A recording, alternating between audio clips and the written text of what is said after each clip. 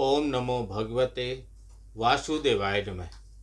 नमस्कार, मैं ज्योतिषाचार्य वरुण प्रकाश ज्योतिष के आज के संस्करण में आपका बहुत स्वागत करता हूँ। हमारे सनातन परिवार के सभी लोग, सभी भाई बंधु, आपका हमेशा कल्याण हो।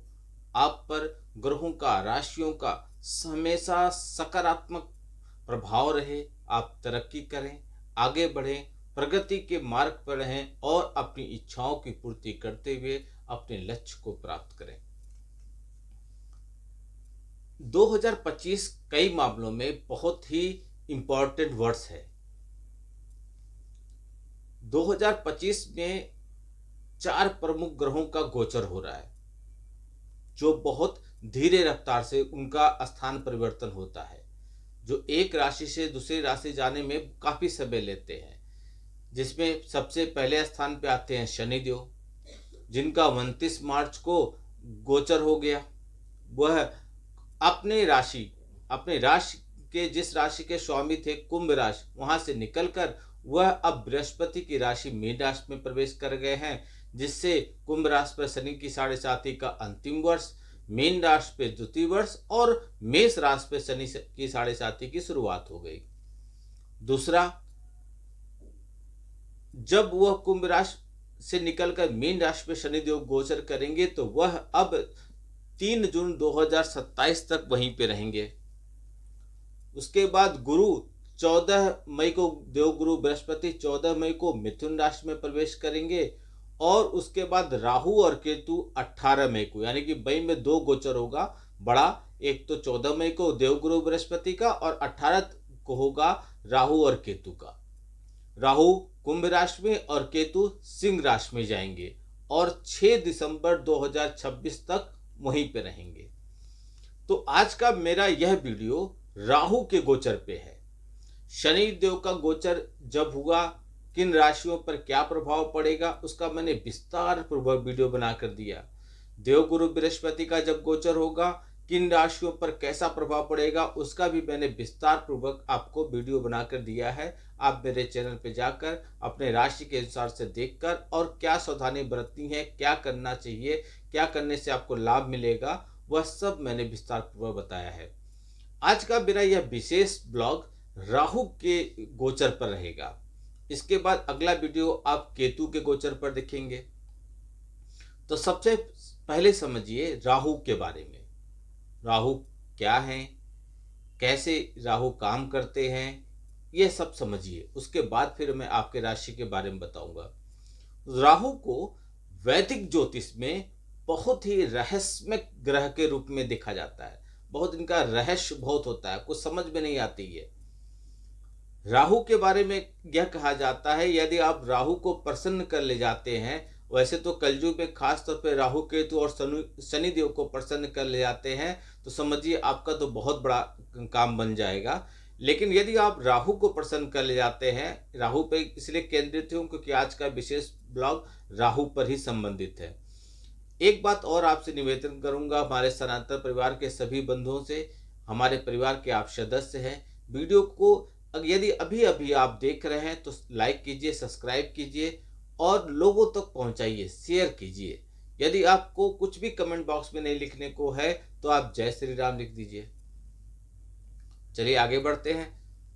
तो राहु किसी इंसान को, यदि आपकी कुंडली में राहु अच्छे पोजीशन पे हैं तो रंग को भी राजा बना देते हैं, और यदि थोड़े से भी वो अच्छे पोजीशन पे नहीं है तो राजा को रंक भी बना देते हैं। कुछ समझ में नहीं आता कब क्या दे देंगे, कुछ समझ में नहीं आता कब क्या छीन लेंगे। यह कूटनीति और राजनीति दोनों देने वाले ग्रह है राहु। यदि धार्मिक, राहु क्या है समझिए, यदि धार्मिक मान्यताओं को देखा जाए तो एक दैत्य था स्वरभानु। उस दैत्य का शीश, जिसे भगवान विष्णु भगवान ने मोहिनी का अवतार करके उसके धड़ से सर को अलग कर दिया था, लेकिन अलग करने से पहले वह अमृत पान कर लिया था। यह एक अलग कहानी है, आप जानते होंगे, मैं बता। तो जो सिर है वह राहु है और जो सिर से नीचे का हिस्सा है वह केतु है।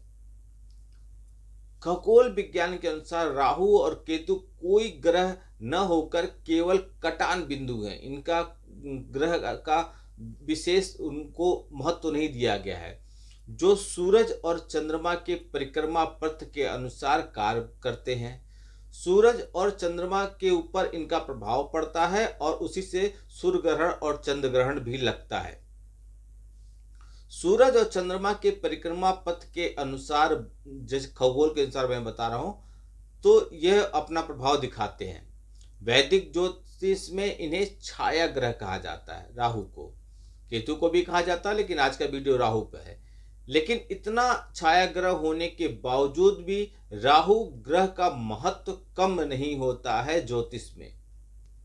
राहु की स्थिति को सदैव ध्यान में रखा जाता है कि आपकी कुंडली में राहु कैसे हैं, कहाँ पे उनकी दृष्टि पड़ रही है, बहुत चीज़ों का होता है। इसलिए मैं हमेशा कहता हूँ कि आप अपनी कुंडली का विश्लेषण करा लीजिए, जिससे आप व्यक्तिगत तौर पे अपने बारे में बहुत कुछ जान सकते हैं और उसका उपाय करके हर एक चीज को आप पॉजिटिव कर सकते हैं, अपने फेवर में कर सकते हैं। तो राहु महाराज पिछले काफी समय से बृहस्पति के जो राशि है, बृहस्पति के स्वामित्व वाली राशि मीन राशि में गोचर कर रहे थे। अब वह 18 मई को शाम के समय शनि के स्वामित्व वाली राशि कुंभ राशि में आएंगे। अब आप ये समझेंगे, मीन राशि में थे तो कुंभ राशि में क्यों आएंगे? मीन राशि में थे तो मेष राशि में जाना चाहिए था, आगे जाना चाहिए था। लेकिन राहु और केतु के साथ ऐसा नहीं होता। ये दोनों लोग विपरीत मार्ग करते हैं, यानी कि उल्टा चलते हैं। तो इसलिए आगे वाली राशि में न जाके पीछे वाली राशि में आते हैं। राहु का गोचर आमतौर पर एक राशि में 18 महीने के लिए होता है और 18 महीने तक वो जहां पे रहते हैं, जहां पे उनकी दृष्टि पड़ती है, वहां पे उनका प्रभाव दिखता ही दिखता है। वैदिक ज्योतिष में वृषभ राशि, तो कुछ ज्योतिषी मिथुन राशि को राहु का उच्च मानते हैं, यानी कि यहाँ पे राहु बहुत अच्छे माने जाते हैं। तो वृश्चिक और धनु को राहु की नीच राशि माना जाता है। राहु और केतु यदि केंद्र और त्रिकोण के स्वामी के साथ अच्छी स्थिति में केंद्र में त्रिकोण भाव में हो तो राजयोग बना देते हैं। अपनी कुंडली में देख लीजिए, राहु और केतु यदि केंद्र में और त्रिकोण के स्वामी के साथ हों, यानी कि वहां के स्वामी के साथ हों, तो ऐसी स्थिति में आपको राजयोग का कारक बना देते हैं और उनकी दशा व्यक्ति को रंक से राजा तो बनाती ही बनाती है। राहु को ब्याहु भी कहा जाता है, यानी कि कई बार राहु की दशा आने पर जातक का विवाह हो जाता है, ब्याहु कर विवाह करा देते हैं। भले वो बेमोल हो, न करना हो तब भी हो जाए, लेकिन करवा देते हैं। राहु को निरंकुश प्रकृति का ग्रह माना जाता है। इन पे कोई भी अंकुश नहीं लगा सकता, निरंकुश है, इन पे कोई टोका टिप्पणी बाधा नहीं होता है। इनका केवल शीश है, धड़ नहीं है, इसलिए यह सिर्फ सोचने का काम करते हैं।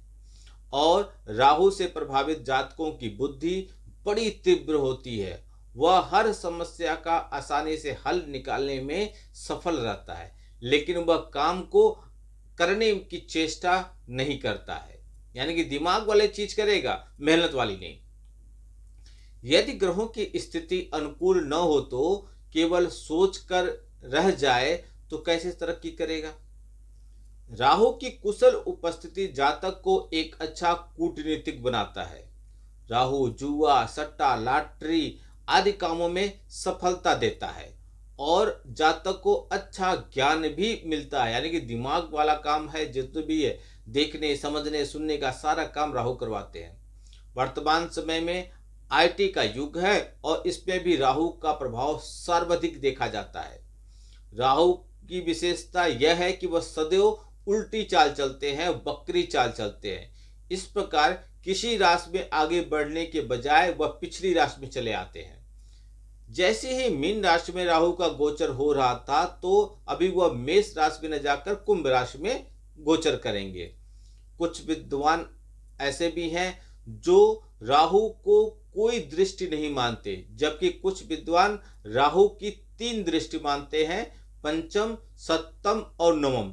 हर ग्रह की सप्तम दृष्टि तो होती ही है, किसी किसी ग्रह की 3 दृष्टि होती है, उसमें से राहु भी हैं, उनकी दृष्टि है पंचम, सप्तम और नवम। हालांकि ऐसी मान्यता है कि राहु जिस भाव में होता है उस भाव के फलों को खींच लेता है। 2025 में राहु की स्थिति की बात करें तो राहु का गोचर तीसरे भाव, छठे भाव और एकादश भाव में सर्वाधिक उपयुक्त होता है, सबसे अच्छा होता है। फिर भी विभिन्न ग्रह स्थितियों और कुंडली के भावों के आधार पर राहु के शुभाशुभ प्रभाव देखने को आपकी इस कुंडली में उनकी स्थिति के अनुसार ही मिलेगा। राहु 2025 के इस विशेष वीडियो में हम आपको बताएंगे कि राहु के कुंभ राशि में गोचर होने से किन राशियों पर कैसा प्रभाव पड़ेगा, क्या सावधानी बरतना है और क्या उपाय कर लें जिससे उनको सारी समस्याओं से मुक्ति मिल जाए। वृश्चिक राशि।